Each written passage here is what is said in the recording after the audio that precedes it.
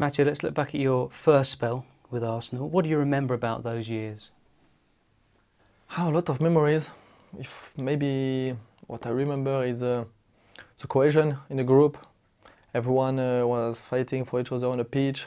Great team spirit, as good as we have now in the dressing room. I think that was the most important. And of course, I mean, if I had to pick up maybe some moments, I will maybe say the run in Champions League when we went to the final.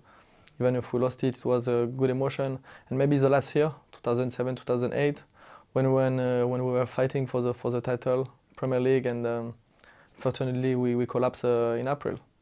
Let's talk about those two memories. The Champions League run, of course, you played left back for some of that. A real challenge for you for your versatility. Yes, I played left back. Was something new for me. I think we had 10 games without conceding any goal. I think it's still the record, Champions League. So it was great emotions, great experience, and we played the big teams. We won, and unfortunately, I mean, it's a good memory, but at the same time, a bad one, because losing a final in Champions League, it's always something you will keep in the back of your mind.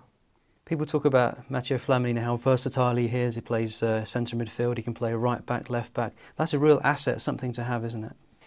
But I think the modern football today, you need to adapt, because it's important to have the possibility to play different role. But at the end of the day, I think if you're good physically, good technically and good mentally, you can play anywhere on the pitch. You mentioned that title challenge as well in 07-08. Just how close were Arsenal? What happened that year that made Arsenal fall short? I think the main event was when we went to Birmingham, maybe with a big injury of Eduardo. I think after that everyone was a bit shocked. And the way I think we considered a draw over there, we're winning the game, we considered a draw. I think everything started from there. Sometimes it happened in a season. We were doing so well until there, and I think the team after lost a bit of the focus. You had some really big friends back in those days, the likes of Cesc, Thomas, Alex Sleb, of course, the four of you. Why did you really click with those players? It's hard to say, sometimes you have connection with players and you can't explain it. I mean, we had other players like Bach or even Robin van Persie who were very close. No, I think what I want to say is there was a really amazing team spirit, because when we were going on the pitch, everyone was helping each other. There was a big solidarity in the team.